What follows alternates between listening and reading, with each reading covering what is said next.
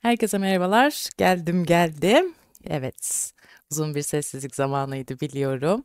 Ama hız kesmeden hemencecik şöyle bir güzelce aklımızdaki kişiye odaklandığımız ve ne olup ne bitiyor şöyle bir kartları soracağımız bir mini hızlı açılım yapacağız. Ben de özel bakımlarımdan fırsat bulduğum bir zaman dilimi buldum. Hemen onu da değerlendirmek istiyorum. Hanımlar, beyler, çaylarınız, kahveleriniz hazırsa özlediğiniz o psikolojik açılımları ve görülerinde eklendiği açılımlara başlıyoruz efendim. Hemencecik şöyle birazcık duygu analizini rahatça yapabileceğimiz bir şöyle kartlarımızı bir alalım bakalım. Neler var neler yok. Ben bu arada YouTube'da evet yoktum ama Instagram üzerinden özel bakımlara devam ediyordum Mehtap Tarot'tan. Onun haricinde biyoenerji sertifikası almaya başladım.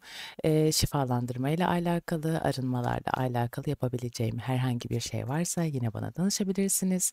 Bunun haricinde birazcık sufi olan eğitimlere de başladım. Yani isminizin ebced değerine göre özel sizin isminizin şifresi neymiş? Bunların analizini yapıyoruz. Maddi blokajlarınız nelermiş? Onların analizini yapıyoruz. Evet efendim, kartlarımız da yani kallavi bir şekilde kendisini psikolojik olarak neden böyle bir hengame içerisine koyduğunu bize gösteriyor. Şimdi bir de tanrıların yardımını alıyorum ve direkt diğer kartları da açmaya başlayacağım. Aklındaki kişiyle alakalı zor bir süreç yaşadığını kartlar bize zaten söylüyor.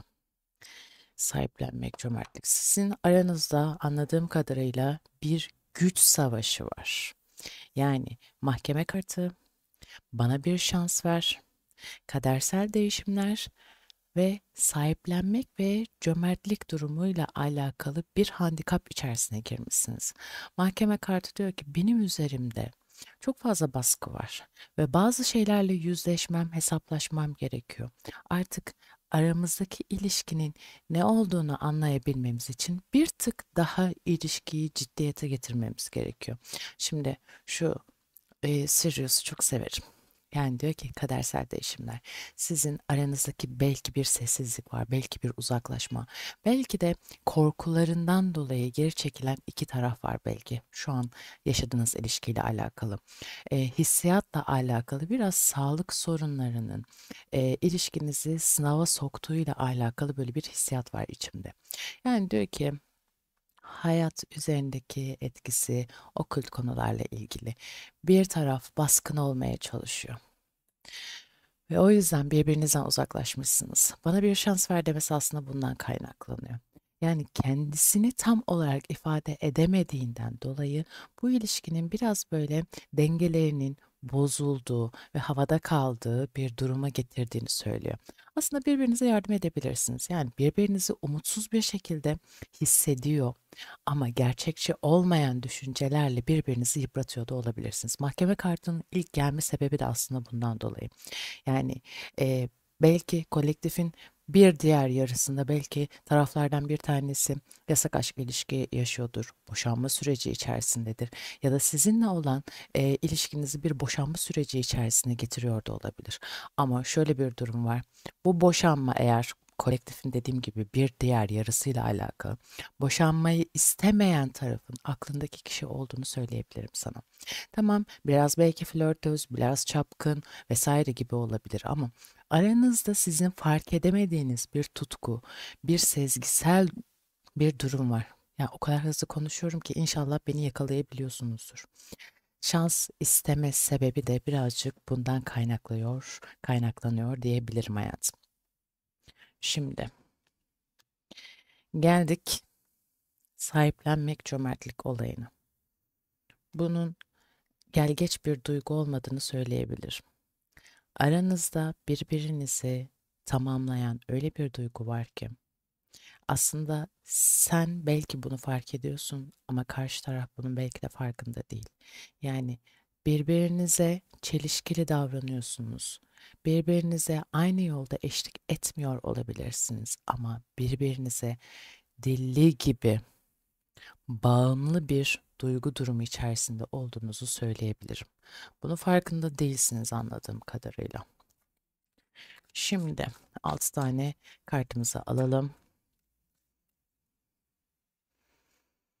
Bir bakalım duygu durumunda aklındaki kişinin psikolojik durumunda neler varmış neler yokmuş. Hoş geldin.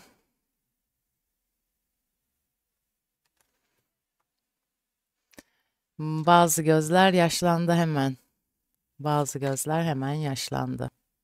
Peki. Ama şu kadın olayını hemencecik yelkenleri suya indirebileceğiniz bir durum değil. İkiz alevle devam ediyor çünkü. Çünkü o kadın sadece ilişkiyi bozan bir karakter olmayabilir tatlım.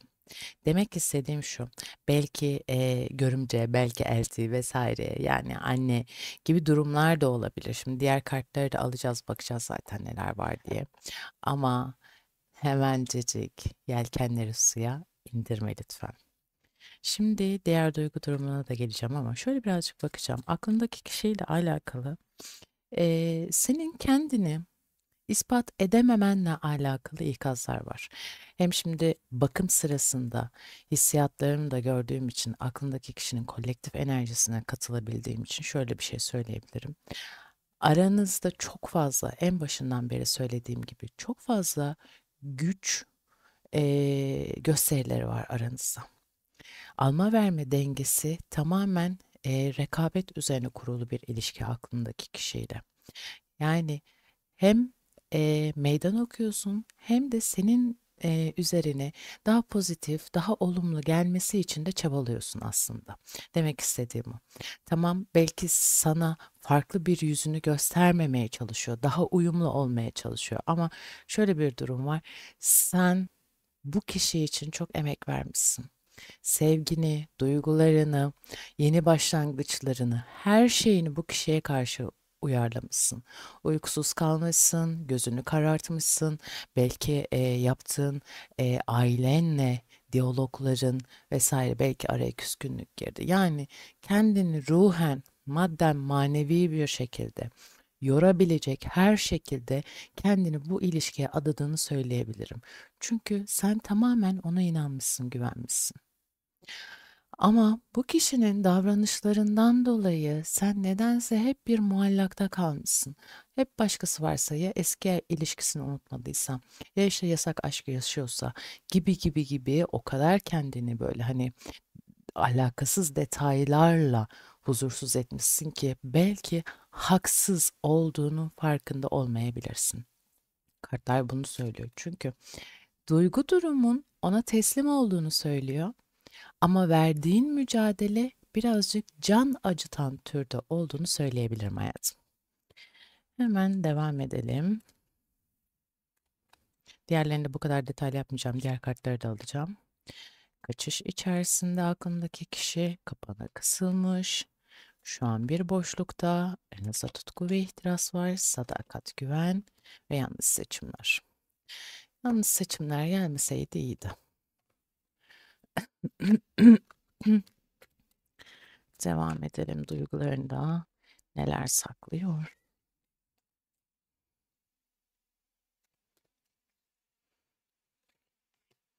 Güven, ayrılık. Evet, çok bariz bir şekilde aranızda bir güç savaşı var hayatım. Çok bariz bir şekilde. Yani belki ilişkimiz artık bundan sonra toparlanmaz. Bundan sonra artık ne yaparsam yapayım bu ilişki toparlanmaz. Olmaz dediğin noktada olduğunu düşünüyorum. Çünkü hem ayrılık hem düşmanlık ama hem de sevgi, tutku, ihtiras, ikiz alev o kadar duygu durumu içerisindesin ki aynı şekilde onun yansıttığı duygular da bize bu yönde. Şimdi birazcık elementlerimizi de alalım. Burçlarımızı da alalım. Hem senin hem de Onun burçlarının etkileri olacak burada. Uyanları alabilirsin ama tabii ki de kolektifin enerjisi olduğu için %100 uyumlanacak diye bir şey yok. Aslan burcu şans talihi. Evet, Boğa burcu sabır diyor ve evet, birazcık böyle sıkı çalışmayla birazcık kendini yorabilirsin diyor sevgili Başak burcu. Yani ne kadar daha zorlayabilirsin acaba yengeç, sezgiler ve rüya. Vuslat, sezgiler, rüya. Akrep burcu tutkuların peşinden gitme ve Kova burcu özgürleşme. Çok bariz, çok. Şimdi burada cildimde illa görüyorsunuzdur. Güneş alerjisiyle alakalı. Ne yaparsam yapayım 25-30 senedir buna bir çözüm bulamadım. Ne zaman güneşe çıksam beni böyle kızamık gibi bıcır bıcır yapıyor. Birazcık da herhalde eee, korunaklı da olsam tenimin beyaz oluşu beni birazcık yorur. Evet, tarot kartlarımızı da alalım. Güzelce ne birazcık sakinleştireyim şu ruhumu, izin ver. Bakalım aklındaki kişi seninle alakalı, bu sessizlikle alakalı, ilişkinle alakalı neler düşünüyor? Göndersin bize düşüncelerini.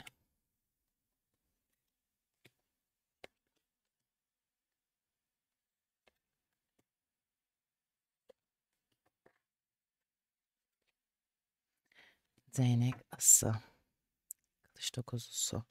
Şu an müthiş derecede bir rahatsızlık içerisinde. Psikolojik olarak o kadar hüzünlü bir durum içerisinde ki anlatamam sana. Ne yaparsa yapsın şu an toparlayabilecek durumda olmadığını düşünüyor.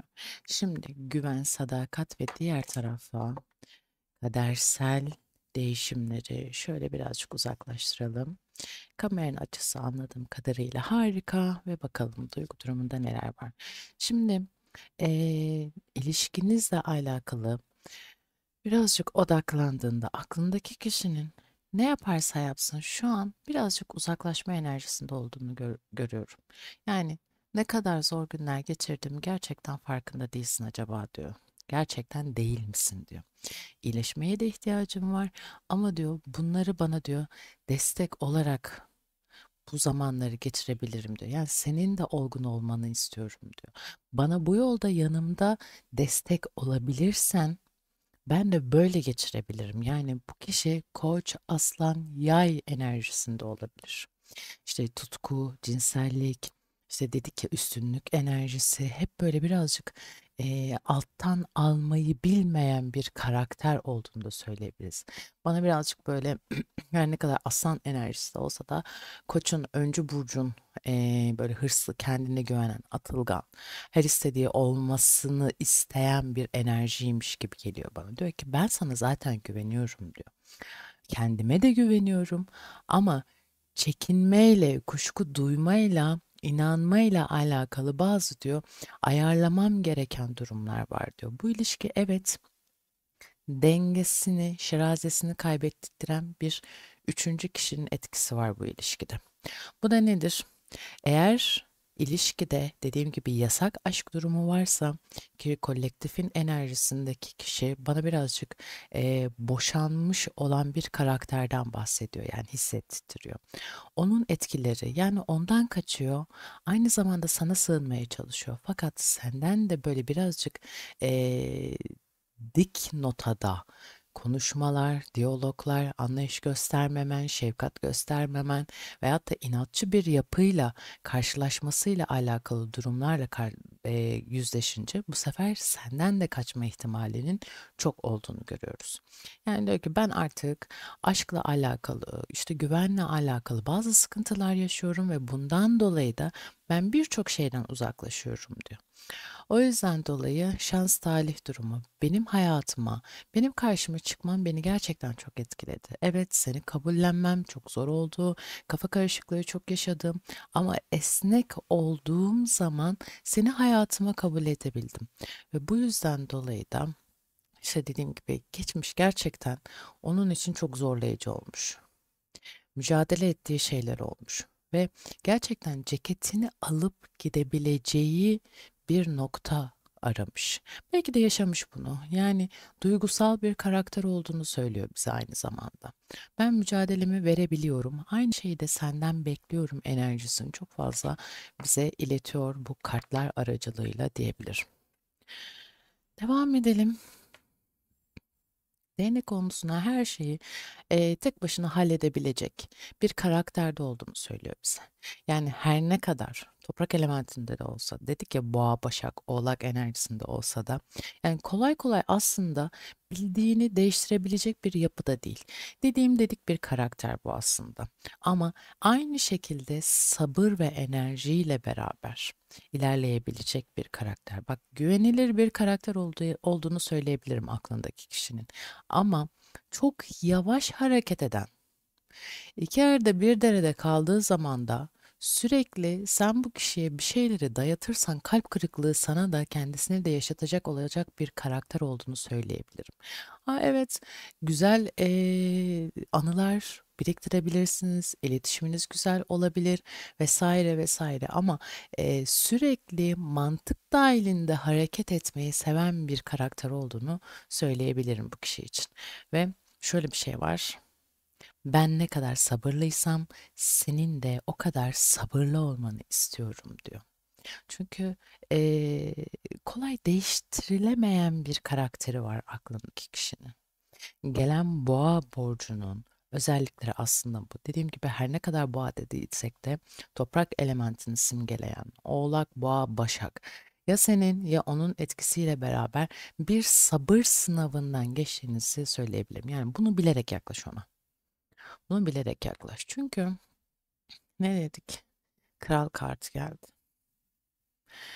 Şimdi aklındaki kişi bir eril karakterse, bu kişi çok korumacı, kollayıcı, çok sahiplenici bir karakter. Dedi ki işte her şeyin üstesinden tek başına gelmeye çabalayan, her şeyin mücadelesini kendisi veren, çok fazla anlayış görmeyen, sürekli mantıklı olmaya çabalayan bir karakter olduğu için yani sürekli eee, doğru düzgün hareket etmenin zorunluluğu ve yükümlülüğü altında ezilen bir karakter. Aslında sen bunu çoktan fark etmişsin. Eğer karşındaki kişi dişil bir enerji ise de karşındaki kişi aslında güvenilir bir karakter. Söyleyebilirim bunu, direkt söyleyebilirim. Ama her ne kadar bu kişiye ultimatom verirsen eğer karşındaki kişi kapana kısılmışlık enerjisine giriyor hayatım. Yani benim üzerime çok geliyorsun. Benim zaten kendi hayatımda bazı sorumluluklarım var, bir yükümlülüklerim var. Finansman olarak belki bazı işte yerine getirmem gereken borçlar var. Onları işte ödemem gerekiyor. Ya da işte ne bileyim bir yeni iş kurma arifesindeyim vesaire. Yani tamamlanması gerektiğine inanan bazı süreçler içerisindeyken senin şu an belki de aşk, sevgi, merhamet, ilgi gibi şeyler istiyor olman onu bir kapana kısılmışlık duygusu içerisine sıkıştırıyor.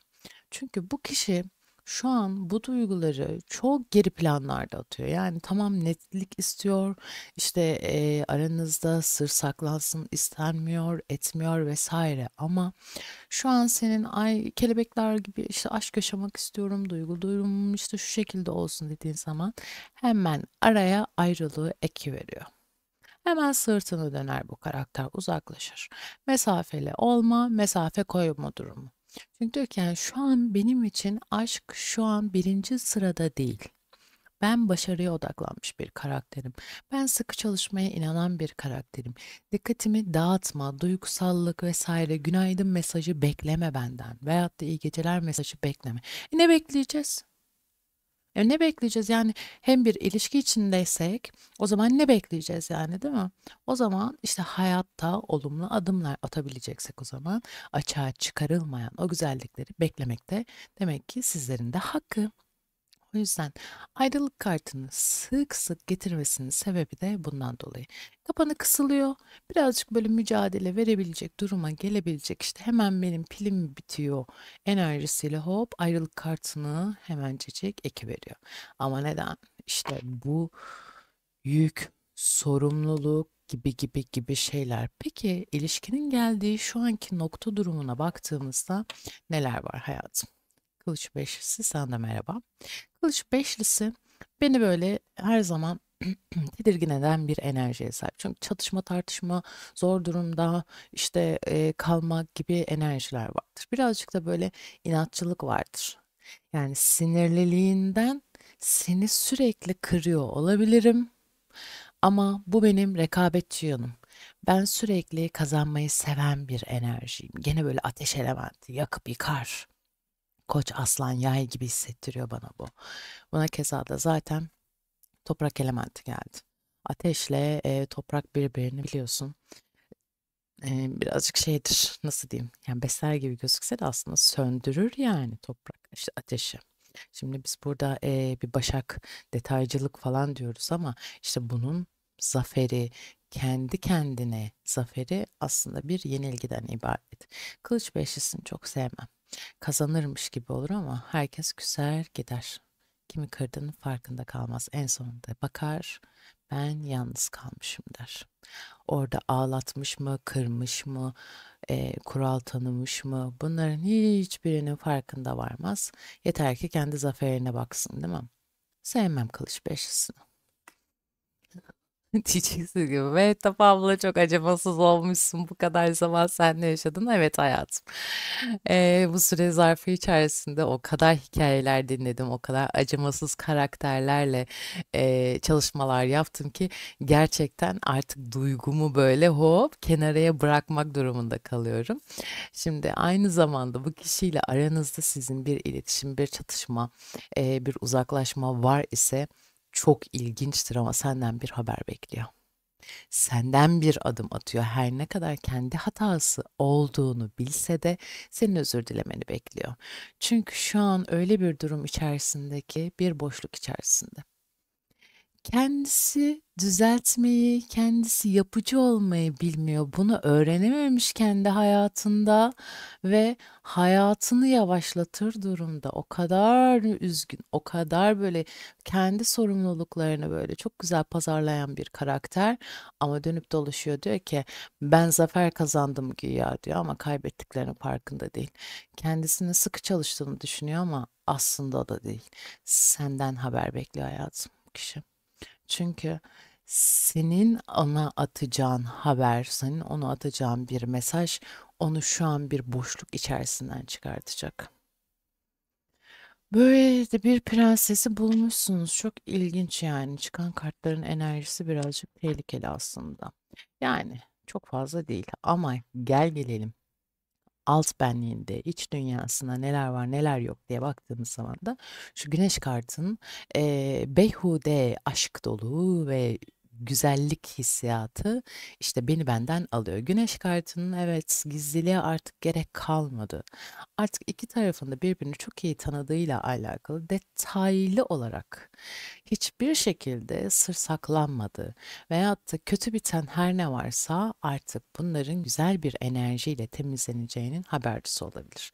Kolektifin diğer bir enerjisinde eğer bebek bekleme haberi vesaire gibi durumlar varsa bebek haberi de geliyor diyebilirim hayatım. Çünkü güneş kartın çok her anlamda İskambil diyorum tarot kartında tarot destesinde en olumlu duygulara sahip kartlardan bir tanesi. Eğer işle alakalı bir güzel bir haber bekliyorsan işte başarı, kariyer, ilişkide, aşkta bunların en güzel haberlerini alacağınla alakalı güzel haberler verir güneş kartı. Yani sorunların üstesinden gelirsin, özgüvenli olursun. Artık dediğim gibi hiçbir şeyle ilgilenmezsin. Onun altyapısına geldiğimiz zaman hayatım, şimdi dediğim gibi bu kişi diyor ki senden sakladığım bazı şeyler var benim. Sana söyleyemeyeceğim şeyler var. Evet, birazcık gizemli bir kişilik. Sen bu kişiyi her ne kadar tanıyorum diye düşünüyorsan da aslında birazcık daha durup düşünmeni senden isteyebilir. Çünkü sırlar açığa çıkabilir. Ne dedik güneş kartı için? Gizliliğe artık gerek yok dedik. İşler bir tık ileriye gidiyor, bilgin olsun. Çünkü neden? Aranızda müthiş derecede tutku ve ihtiras var. Tutku ve ihtiras bu deste içerisinde. Yani geldik bu birimin içerisine çıkması diyor ki ben sana tensel olarak da düşkünüm, fikren de düşkünüm. Duygusallık olarak aramızda güzel bir uyum var ve bu yüzden gözü kara bir şekilde davranabilir. Evet, kendimi artık rahat rahat ifade edebilirim. Birbirimiz için sakladığımız her ne varsa, ilişkide sakladığımız ve birbirimizi yaraladığımız her ne varsa bunları düzeltebiliriz. Her şey bitti mi? Bitmedi.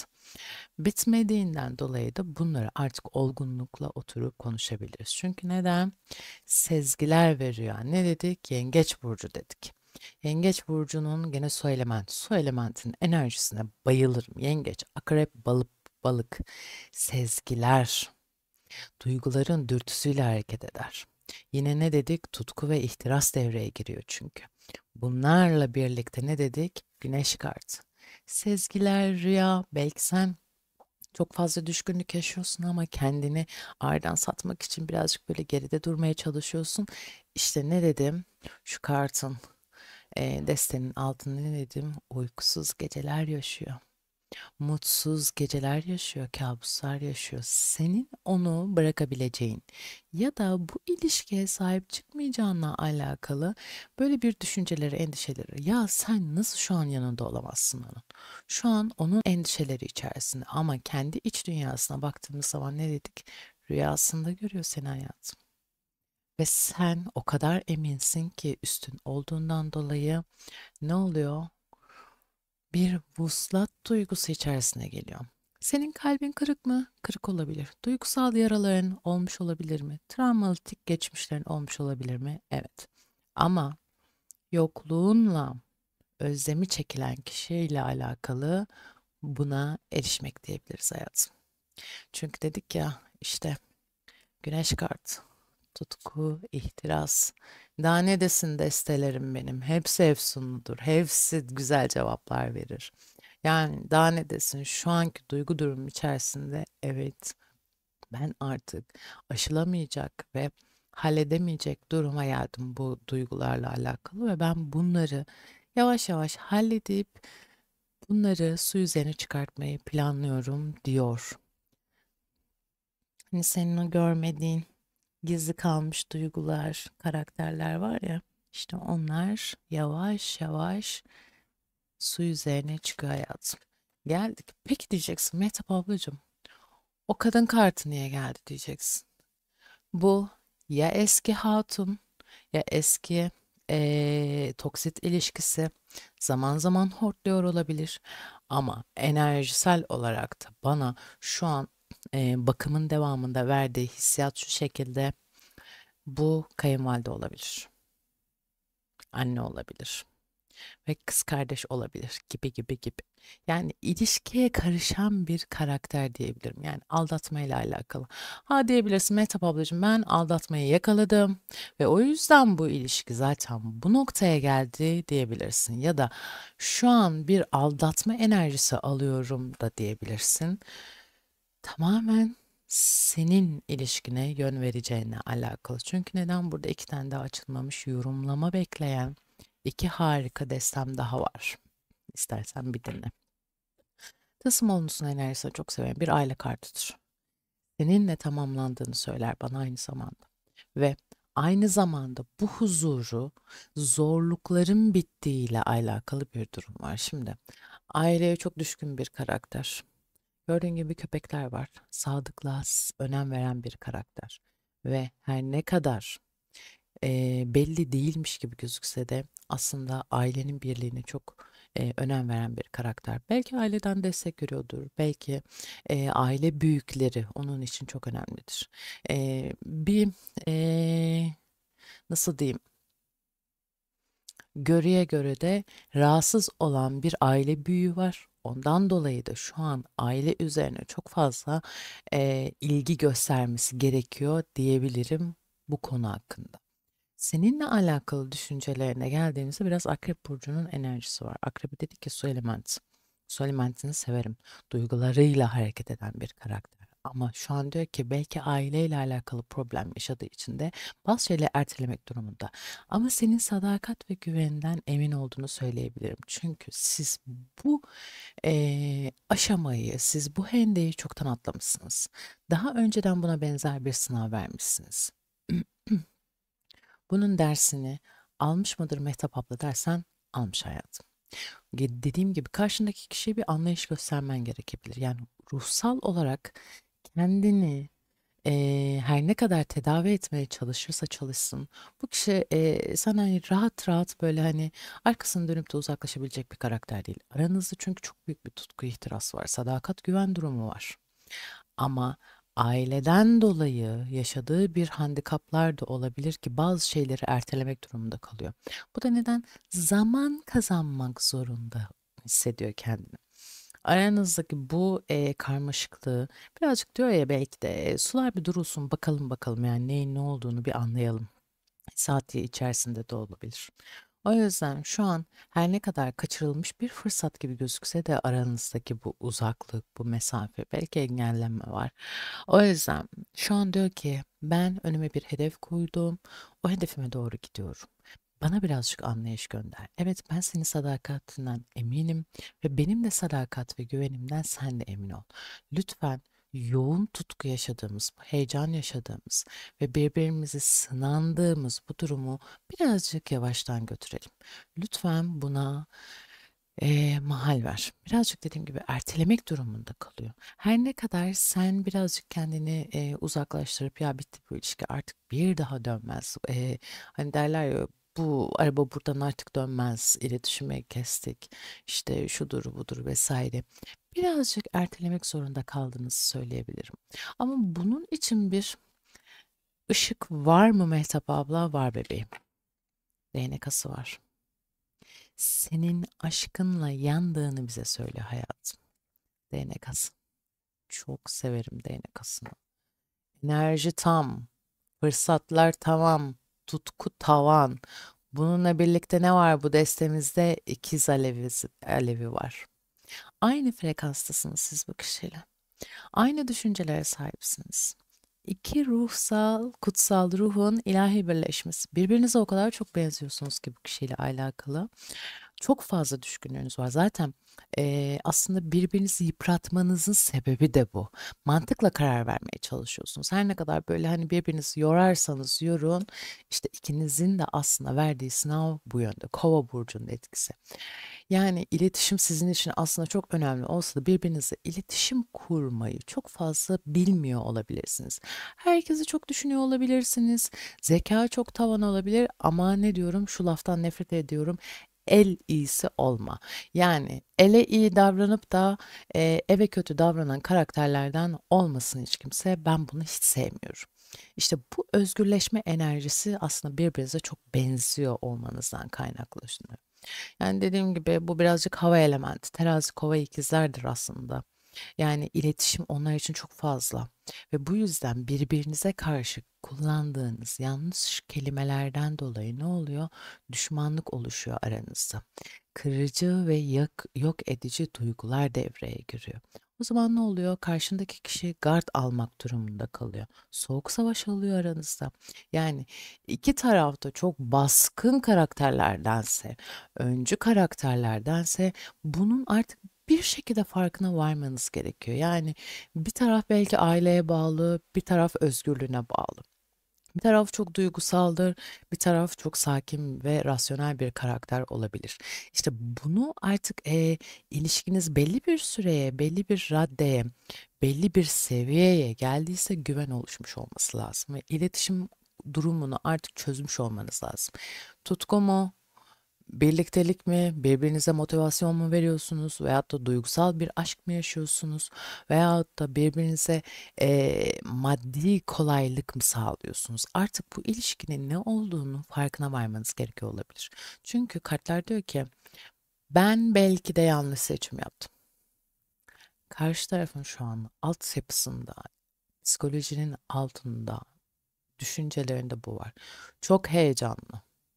Sana karşı önlenemez bir şekilde tutkusu olsa da şu an bu yaşadığınız baskın durumdan dolayı şu an bu duygu içerisinde olduğunu söyleyebilirim. İkiniz de birbirinize çok kırılmışsınız. Arada bir çatışma var. Arada bir tartışma var. Arada bir zor durumda kalmışlık durumu var. Bu da ne dedik? Düşmanlık getiriyor. Ama duygu var, sevgi var. Peki ne olacak? Şu soğuk savaşı bitirmeyle alakalı. Yani birbirinize alan tanımanız gerekiyor. Tamam, birbirinizi hala stalkluyor olabilirsiniz. Birbirinizi çok merak ediyor olabilirsiniz. Ama birbirinize rahatlama zamanını vermek zorundasınız. Çünkü ne dedik? İkiz alev var burada bebeğim. İkiz alev aynı zamanda değnek asıyla destekleniyor. Yani senin aşkınla o kadar çok uyumlanıyor ki sen ona yaşama sevinci veriyorsun. Sen onun gençlik aşısı gibisin. Yani tutkular, duygular, enerji, motivasyon, bu duyguları tamamlama enerjisine sokuyorsun ama onu. Ama dediğim gibi şu özgürleşme enerjisini kırıcı bir şekilde aktifleştirirseniz düşmanlık ve yanlış seçimler kartı giriyor devreye. Bunu çok güzel dengelemeniz gerekiyor. O yüzden giderken bize 3 tane güzel bir cümle söylesin, kendini nasıl savunacak bakalım bakalım. Ay ben de hemencecik bunu atayım YouTube'a ve bakayım kaç oldu, saat 4:30 oldu. Hemen 5'te randevum var, ona da yetişebileyim hemencecik. Canlarım, aklındaki kişiye giderken 3 tane söylediği söz. Sana ihtiyacım var.